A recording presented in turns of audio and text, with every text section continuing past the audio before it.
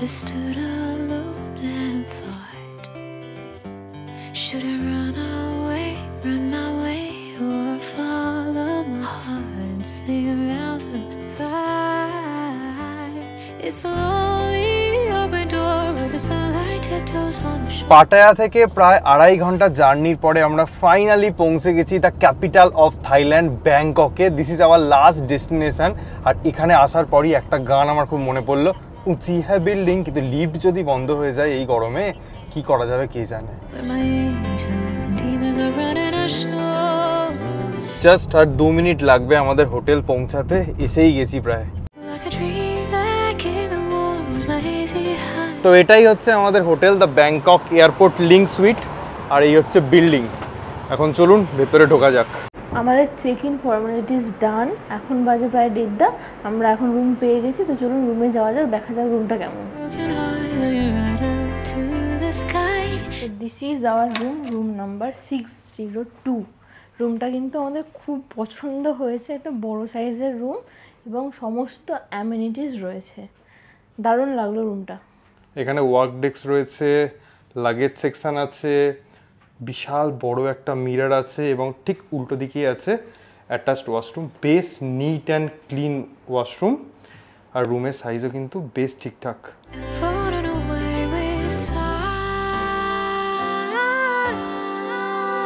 অন্য জায়গার মতন আনটাচ ডেস্টিনেশন, মানে যে ট্রাভেল কোম্পানির সাথে আমরা এসেছি তারা কিন্তু যেমন লোকেশানে হোটেল দিচ্ছে তেমনই ভালো ভালো রুম হচ্ছে। তাই এইখানে যারা আসবেন তারা কিন্তু খুব কাছেই শপিংয়েরও অনেক অপশান পেয়ে যাবেন, কারণ ব্যাংকক এলেই সবাই শপিং করে। তো আমরাও একটু বেরোচ্ছি কি পাওয়া যায় না পাওয়া যায় টুকটাক পায়ে হেঁটে ঘুরে দেখতে।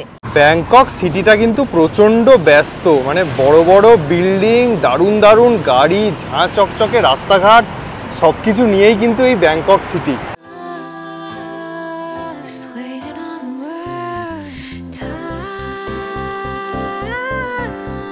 প্রাটুনাম ফ্লোটিং নাইট মার্কেট, এখন এটা পুরো একদম শান্ত হয়ে আছে।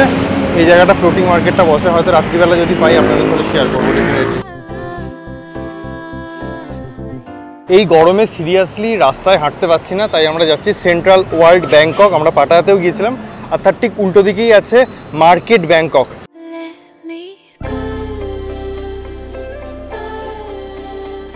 প্রচণ্ড রোদের কারণেই আমরা জাস্ট এই দুপুরের টাইমটা ঢুকলাম, কারণ এখানে এলে একটুখানি শান্তিতে থাকতে পারবো, কষ্ট কম হবে। আমাদের কিন্তু ব্যাংককে দুটো মেন জিনিস করার আছে, দুটো মেন অ্যাক্টিভিটি রয়েছে। আজকে কিন্তু সন্ধ্যেবেলা রয়েছে ক্রুজ ডিনার, যেটা খুবই স্পেশাল, আর কালকে রয়েছে মেরিন পার্ক আর সাফারি ওয়ার্ল্ড ট্যুর। তো এগুলো সমস্ত কিছু দেখাবো, তার আগে জাস্ট একটু ঘুরে কিন্তু শান্তিতে কাটিয়ে যায়। তো এই হলো বিশাল বড় সেন্ট্রাল ওয়ার্ল্ড। এবার আমরা বেরিয়ে পড়েছি, এটা ঘুরে দেখতে মনে হয় 10 দিন টাইম লেগে যাবে পুরোটা দেখতে চাইলে। বাইরেই রয়েছে এরকম একটা street market, Bangkok street market, অনেক কিছু জিনিস বিশেষ করে খাবার দাবার এখানে বিক্রি হচ্ছে।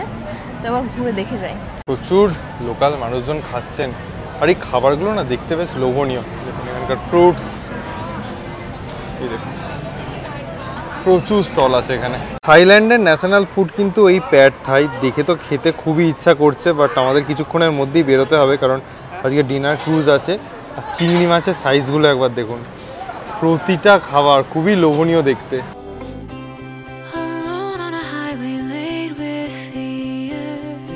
আমরা এখন যাচ্ছি প্রাটুনাম মার্কেট। এই যে নভোটেল হোটেলটা দেখতে পাচ্ছেন, নভোটেল হোটেলের ঠিক পাশ দিয়েই রাস্তাটা।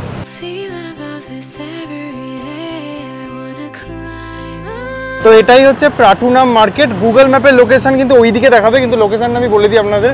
প্ল্যাটিনাম ফ্যাশন মল ঠিক অপোজিটের যে লেনটা আছে, এখানে দেখুন প্রচুর ড্রেসেস পাওয়া যাচ্ছে, আর এটা কিন্তু ড্রেসেসের জন্যই বিখ্যাত।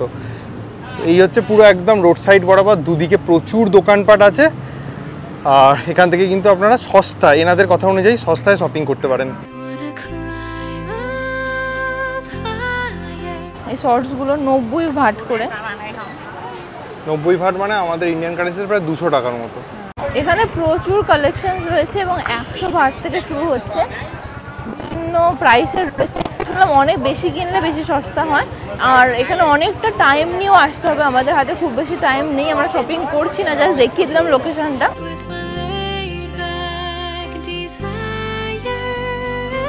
আমাদের ওদিকে যেমন টোটো আছে ব্যাংককের রাস্তায় টুকটাক ঘোরার জন্য, এগুলোকে টুকটুক বলে, এগুলোও কিন্তু নিতে পারেন আপনারা।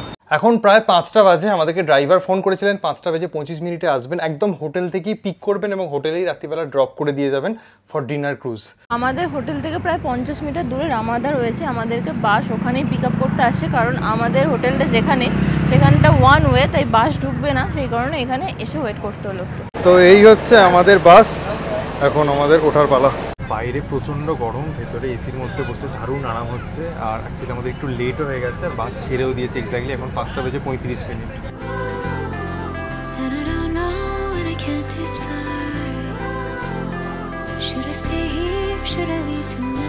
আমাদেরকে একটা জায়গায় নিয়ে আসা হলো এবং বললো গাইডকে ফলো করতে, যতক্ষণ না আমাদের টিকিট পাওয়া যায় ততক্ষণ গাইডের সাথেই থাকতে, টিকিট পেয়ে গেলে তারপর আমরা ছবি টবি তুলতে পারি।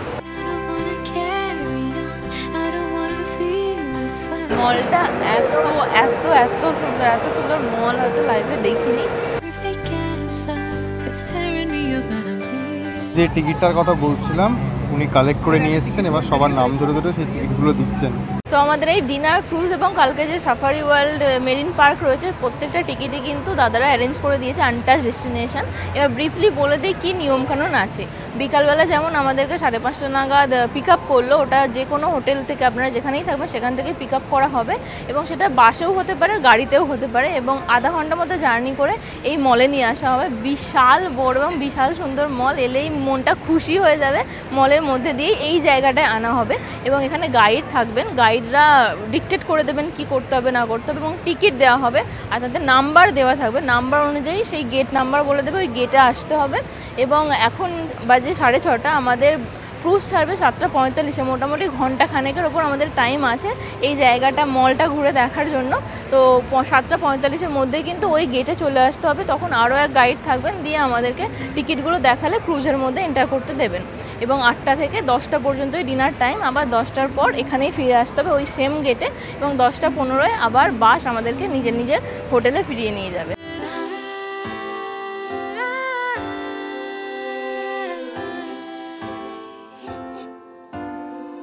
যারা অ্যাপেলের ফ্যান তাদের জন্য এটা কি দেখতে, দেখুন বাইরে থেকে প্রিমিয়াম। চলো দেখে আসি। চলো, গরিবরা যাচ্ছে আইফোন দেখতে। মাই গড, কি প্রাইস আছে আইফোন 15 প্রো, প্রাইস এখানে লেখা নেই। প্রচুর কালেকশনস। অনেকেই কিন্তু থাইল্যান্ডে আসেন অ্যাপেলের প্রোডাক্টস কিনতে, স্পেশালি আইফোন। পাটায়া এবং ব্যাংকক দুটো প্রাইস কম্পেয়ার করে বলছি, পাটায়াতে কিন্তু আমার সস্তা লেগেছে। হ্যাঁ, অনেকেই বলবে ব্যাংককে সস্তা, যেহেতু ব্যাংকক ক্যাপিটাল অফ থাইল্যান্ড, কিন্তু আমার মনে হয়েছে একটা স্টোরে, আই স্টুডিও বলে একটা স্টোর আছে, ওখানে কিন্তু অনেক কমে আইফোন পাওয়া যাচ্ছিল। তো যারা পরবর্তীকালে কিনবেন তাদের জন্য এই টিপসটা। এই মলটা এতটাই বড় যে এখানে গাড়িও রয়েছে, বাইকও রয়েছে, তাও বিএমডাব্লিউর মতো। Look at this beauty. 7:30 বেজে গেছে, আমরা চলে এসেছি আবার আমাদের যে গেট বলেছিল পিয়ার 4, ওখানে বিশাল ভিড়, বিশাল, এত এক্সপেক্ট করিনি। মনে হচ্ছে কোনো একটা ফেস্টিভ্যাল চলছে, এত লোকজন।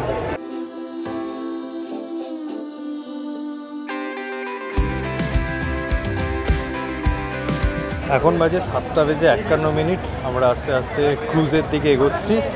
এখানে আমাদের টিকিট চেক করা হবে। প্রায় 8টা বাজে, আমরা এখনো লাইনে দাঁড়িয়ে অপেক্ষা করছি, আমাদের এখনো ক্রুজ এসে পৌঁছায়নি। ক্রুজ এলে তারপর আমরা যাবো। প্রচুর ভিড়, প্রচুর লোকজন। প্রতিটা ক্রুজেই কিন্তু একটা বা দুটো ডেক থাকবে, যেমন এখানে 3টে আছে, এটা আপার ডেক, এটা মিডল ডেক, এটা লোয়ার ডেক, এবং টিকিটে কিন্তু মেনশন করা থাকবে আপনার কোথায় সিট পড়েছে। যেরকম আমাদের পড়েছে লোয়ার ডেকে, বাট আপার ডেকে আপনার এসিটা নেই, লোয়ার ডেক এবং মিডল ডেকে এটা যেমন এসি আছে, এটাই just basic difference. But upper day থেকে কিন্তু ভিউটা বেশি ভালো লাগবে।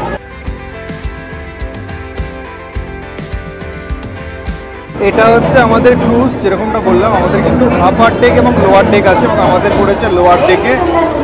ফাইনালি এসে গেছে, এবার আমাদের ওঠার পালা।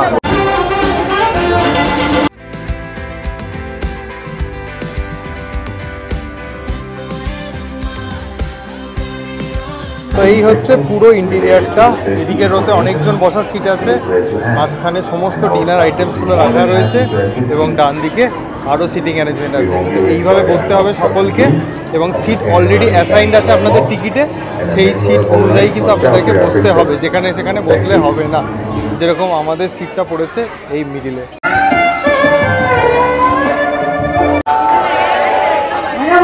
Welcome here at Chocolate Princess, and we will be entertaining tonight. So we hope that you will enjoy. প্রায় 8:15 বাজে আমাদের ক্রুজ ছেড়ে দিল। তবে ক্রুজে ওঠার আগে যেমন আমাদের ইন্ডিয়াতে হয়, যেহেতু প্রায় ইন্ডিয়ানরা অকুপাই করে আছি আমরা এই বোটটা, ধাক্কাধাক্কি বেলাইন সমস্ত কিছু হচ্ছিল, কিন্তু ওগুলো কোনো মানে হয় না, কারণ এখানে দেওয়া আছে সিট নাম্বার, সেখানেই বসতে হবে। অনেকে ভাবছে যে আগে এলে হয়তো আগে বসতে পারবো, কিন্তু সেটা না, ওর টেবিলের নাম্বার একটা দেওয়া থাকে, সেখানেই এসে বসতে হবে। তো আমরা এবার ডিনার করা স্টার্ট করবো। অনেক কিছু আছে, ওয়েলকাম ড্রিঙ্কটা কিন্তু দারুণ হবে।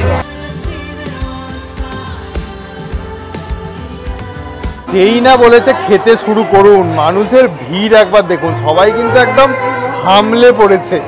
মানে কি বলবো, কিচ্ছু বলার নেই। আমরা কিউয়ে দাঁড়িয়ে আছি, আস্তে আস্তে খাবো, কোনো চাপ নেই, ধীরে সুস্থে আরামসে খাবো। অনেকক্ষণ টাইম আছে আমাদের কাছে, আর প্রচুর আইটেমসও আছে।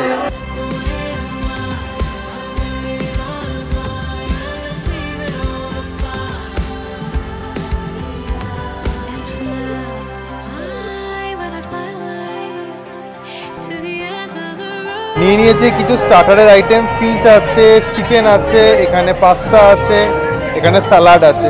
প্রচণ্ড খিদে পেয়েছে, খাওয়া শুরু করি।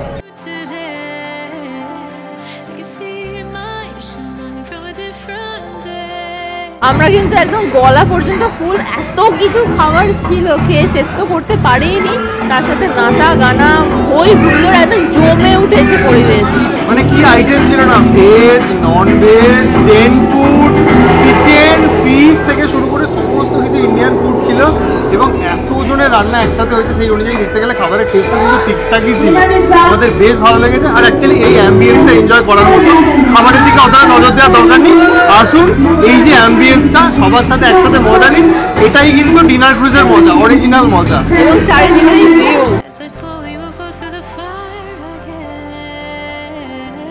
আপার ডেকের মেন অ্যাট্রাকশন কিন্তু এই জায়গাটা, যেহেতু একদম ওপেন রুফ, কিন্তু প্রচুর ভিড় হয়, বুঝতেই পারছেন। লোকজন ছবি তোলার জন্য সবাই দাঁড়িয়ে আছে, কেউ কাউকে একচুল জায়গা ছাড়তে রাজি নয়। আর এখন একটা ব্রিজের তলা দিয়ে যাচ্ছি, যদি লক্ষ্য করেন দেখবেন প্রচুর ক্রুজ এদিক ওদিক চলছে। মলটাকে এবং আশপাশটাকে লাগছে, দেখুন চারিদিক থেকে ক্রুজ ছুটে বেড়াচ্ছে, তার সাথে তো কালারফুল, এত লাইট, অসম ফিল হচ্ছে। আমাদের দেখা কিন্তু বেস্ট মল এই আইকনসিয়াম, দুর্দান্ত দুর্দান্ত।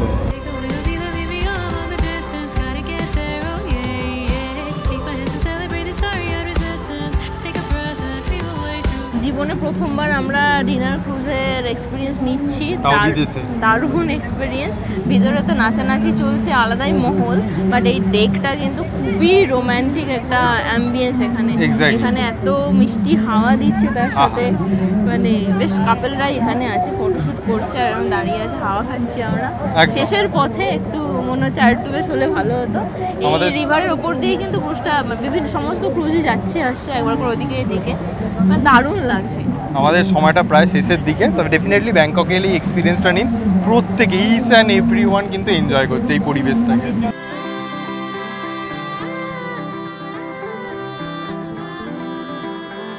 প্রতিটা বোটেই কিন্তু একই রকমভাবে জমজমাটি পরিবেশ, সকলে মজা করছে, দেখতেই পারছেন কীরকম এনজয় করছে। নিচে নাচা গানা সমস্ত কিছু চলছে, ইচ অ্যান্ড এভরি ওয়ান। আর আমরা যে ক্রুজটার সাথে করলাম তার নামটা চোখের সামনে ভাসছে আপনাদের। ব্যাস, আমাদের সময় শেষ, now it's time to go home. 10টা 8 বাজে আমরা ফাইনালি ক্রুজ থেকে বেরিয়ে যে জায়গা থেকে শুরু করেছিলাম সেখানেই আবার ফিরে এলাম। 10টা 28 বাজে ফাইনালি বাস রওনা দিল।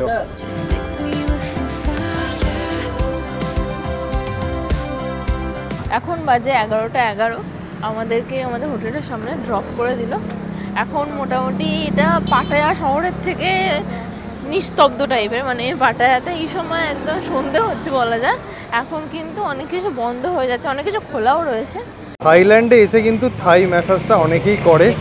পায়েল গেছে করতে এত রাত্রে, আমাদের হোটেলের গলিতেই আছে অনেকগুলো দোকান, তার মধ্যে একটাতেও গেছে।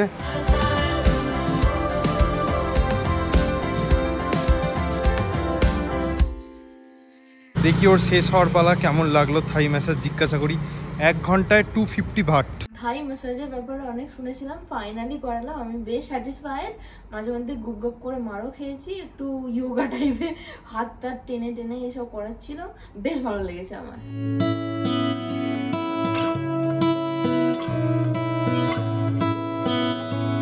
অলরেডি সাফারি ওয়ার্ল্ডের গাড়িতে আমরা উঠে পড়েছি। সকালবেলা আমাদের পিক আপ ছিল 8:25 এক্স্যাক্ট টাইমে একদম পিক আপ করা হয়েছে।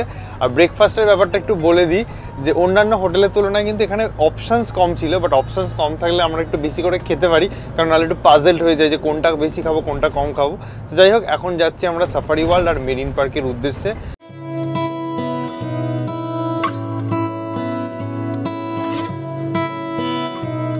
অলমোস্ট 1 ঘন্টা জার্নি করে আমরা পৌঁছালাম সাফারি ওয়ার্ল্ডে। আর আজকের ওয়েদার কিন্তু পুরোপুরি চেঞ্জ, মানে বৃষ্টি হচ্ছে লিটারেলি, কালকের মতো একদম রোদ নেই, গরম আছে। अगर इसमें जाने का किसी को भी इंटरेस्ट होगा तो आप जल्दी अभी बोल देना मेरे को, मैं आपको लंच टाइम में टिकट दे दूँगा। এখানে আসার পরে গাইড আমাদের পুরোটা ব্রিফ করলেন কটার সময় কখন কি শো হবে। এবং প্রথমে আমরা ঢুকলাম মেরিন পার্কে, যেটা প্রথম শো আছে সকাল 10:15 ওরাং ওটাং শো, সেটাই এখন আমরা দেখতে যাচ্ছি। তারপরে একের পর এক শো আছে ডেফিনেটলি।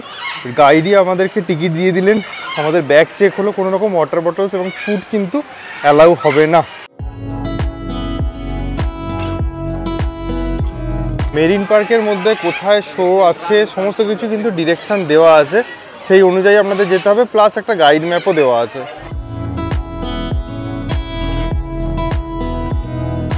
এই জায়গাটা হচ্ছে ক্রোকোডাইল ফিডিংয়ে, দেখুন বড় বড় crocodile. Hello, good morning.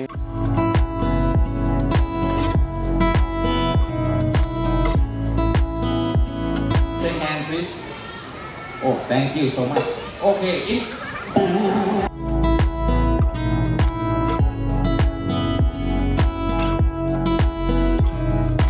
ambulance standing by.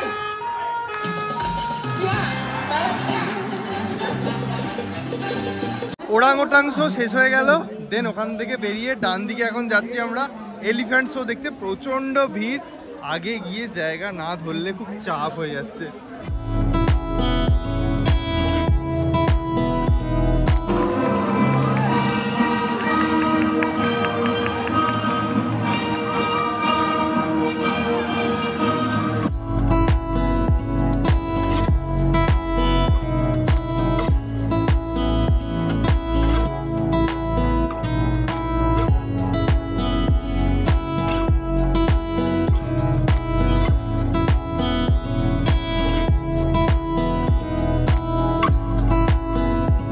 The elephant show দেখার পরে আমরা এসেছি দ্য স্পাই ওয়ার শোতে। এটা সেট আপটা জাস্ট অসাধারণ।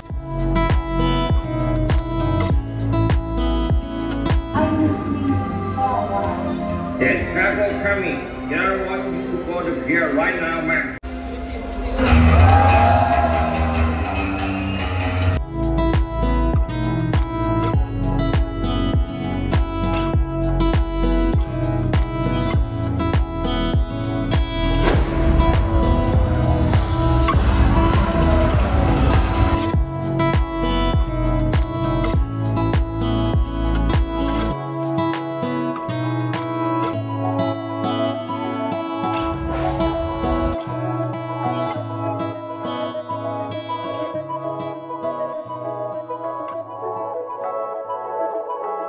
এত বৃষ্টি হচ্ছে, একটা প্রবলেমও হয়ে গেছে, ভালোর মধ্যে খারাপ।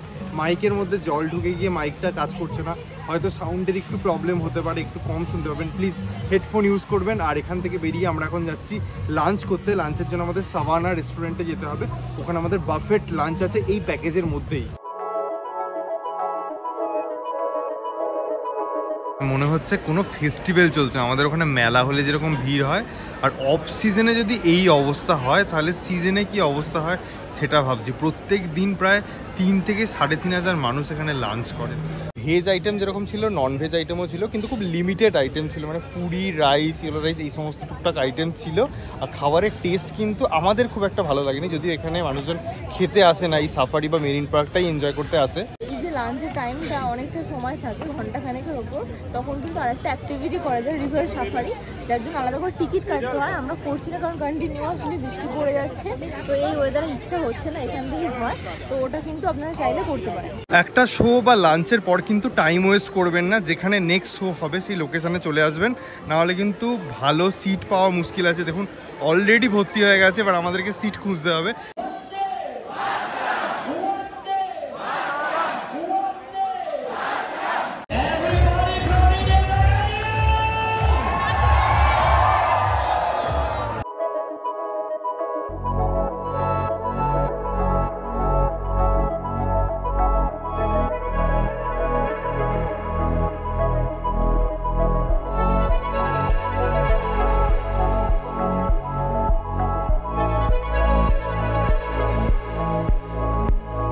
পার পার্সন 500 ভাট দিলে কিন্তু আপনারা এরকম কার্যকলাপ করতে পারেন এখানে এসে।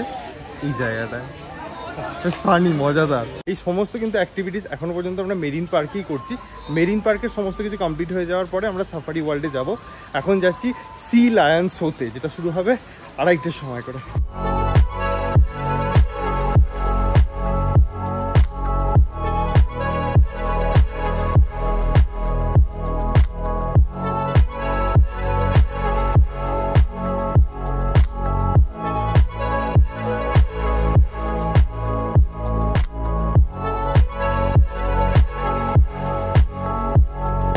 এত ছোট্ট একটা টার্টল কি সুন্দর খাচ্ছিল। এখন বাজে 3:10। আমাদের 3টের সময় টাইম দেওয়া হয়েছিল পার্কিংয়ে আসার জন্য। আমরা কমপ্লিট করলাম মেরিন ওয়ার্ল্ডের সমস্ত কিছু অ্যাক্টিভিটিস। এরপর এখান থেকে গাড়ি আমাদের নিয়ে যাবে সাফারি পার্কে। সো যে ভ্যানে করে আমরা এসেছিলাম সেই ভ্যানে করেই আমরা এখন সাফারি পার্ক যাব। 4 মিনিট মতো লাগলো, আমরা সাফারি পার্কে ঢুকলাম। আর ঢুকিয়ে দেখুন কত সারস মাইগ্রেটরি বার্ডস প্রথমেই চোখে পড়লো। জেব্রা, ছোট ছোট জেব্রা দেখতে পাওয়া যাচ্ছে।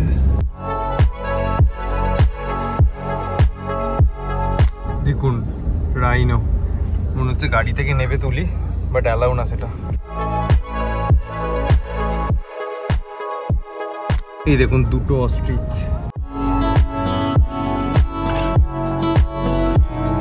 জঙ্গল কা শের এরপর আমরা দেখতে চলেছি।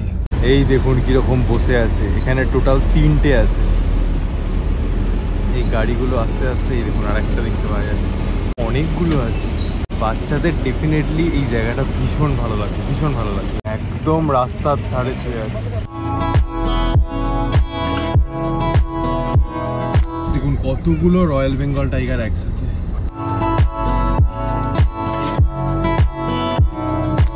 এই যে জলহস্তী,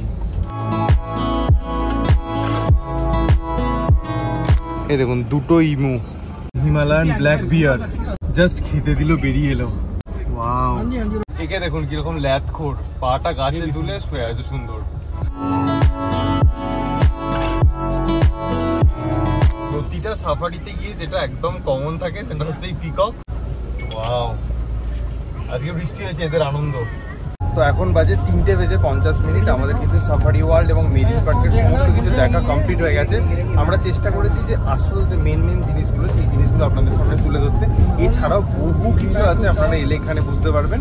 এবং এখান থেকে আমাদের আবার এখন হোটেলে ড্রপ করে দেওয়া হবে, যেরকম আমরা বলেছিলাম pick and drop from hotel. এখন প্রায় 4:45 বাজে। আমরা আমাদের হোটেলের কাছাকাছি একটা জায়গায় নেমে পড়েছি।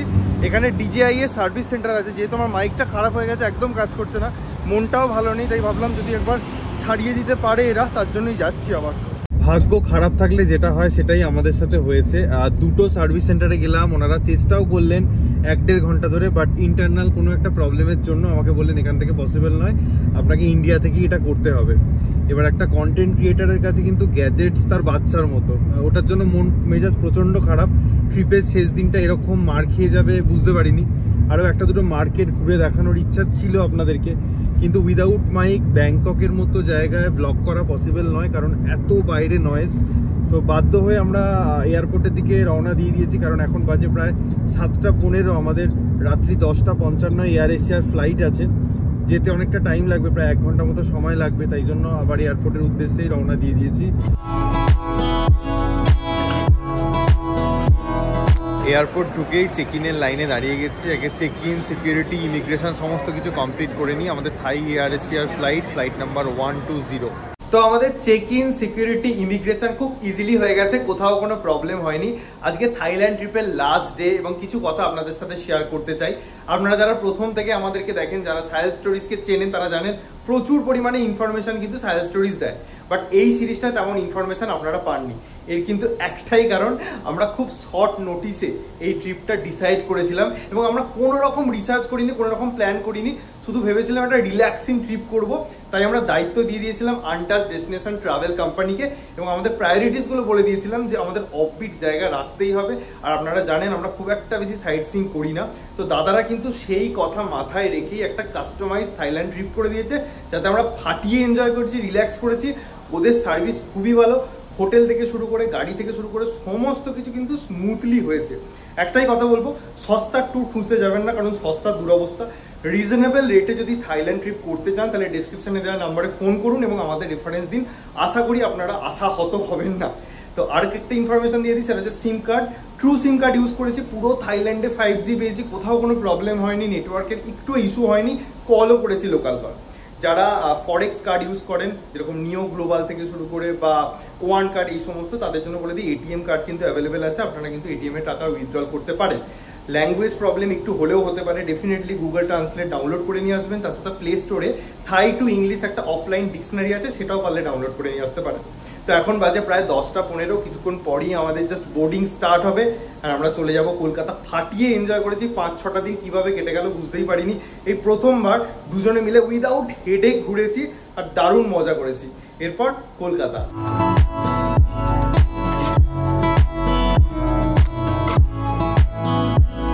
10:55 ফ্লাইট ছাড়ার কথা, আর এখন বাজে দেখুন 11:24।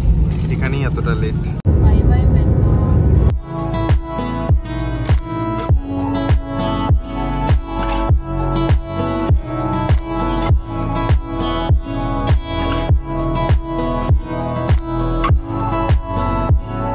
রাত্রি 1টা বাজে সমস্ত ফর্মালিটিস কমপ্লিট করে কলকাতা এয়ারপোর্টের বাইরে গেলাম। যখন গিয়েছিলাম ভরা গরম ছিল, আর এখন এসে দেখছি ঠান্ডা ফুরফুরে হাওয়া দিচ্ছে, সাথে বৃষ্টিও হচ্ছে।